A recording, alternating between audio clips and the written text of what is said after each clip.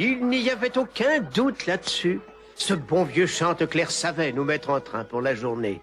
Bonsoir, monsieur Chanteclair. Mais tout ça allait changer. Un matin, avant même que Chanteclair se réveille, Hé, Chanteclair! un inconnu s'est glissé dans notre ferme pour l'empêcher de pousser son cocorico. Chanteclair, bien sûr, n'allait pas s'avouer vaincu sans se battre. Mais ce qu'il ne savait pas, c'était que cet inconnu avait été envoyé par le grand-duc des hiboux. Un sale individu. La bonne nouvelle de l'histoire, c'est que Chanteclair gagna le combat. Mais la mauvaise, c'est que l'homme de main du grand-duc avait réussi son mauvais coup. Parce qu'avec toute cette agitation, Chanteclair avait complètement oublié de pousser son cocorico. Et le soleil s'était levé sans lui.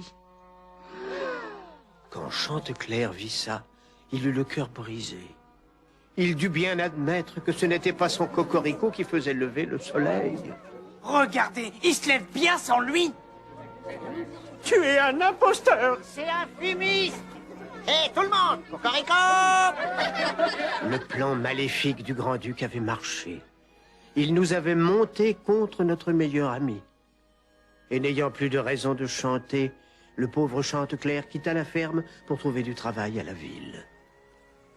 Puis vinrent les pluies et nos ennuis avec le grand-duc. Qui c'est, maman?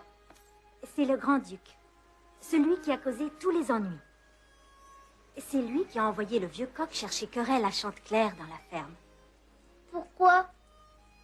Parce qu'il ne voulait plus que Chanteclair pousse son cocorico et fasse lever le soleil. Pourquoi? Eh bien, comme tous les hiboux, il aime les ténèbres et la pluie. J'ai pas peur du noir, moi. Oh, c'est toi? Tu m'as fait peur. Dorothée, on a de gros problèmes. T'as pas vu dehors? Si la pluie ne cesse pas bientôt... C'est le passage que je préfère dans l'histoire. Il s'appelait Edmond. Il ne ressemblait pas à ça quand je l'ai rencontré la première fois. Mais enfin, nous n'étions pas les seuls à avoir des ennuis. La famille du pauvre Edmond en avait sa part, elle aussi. La rivière monte trop vite. Il faut mettre d'autres sacs de sable. Oh, tu crois que ça suffira? Il faudra bien. Je vais chercher les garçons. Moi aussi. Toi, tu ne sors pas d'ici. Oh, maman, je suis un garçon, moi aussi. Il parlait des grands. Mais je suis grand maintenant. Non, mon chéri, pas encore. Les conditions météorologiques des États-Unis sont catastrophiques. Elles ne devraient qu'empirer dans les semaines qui viennent à cause de la pluie.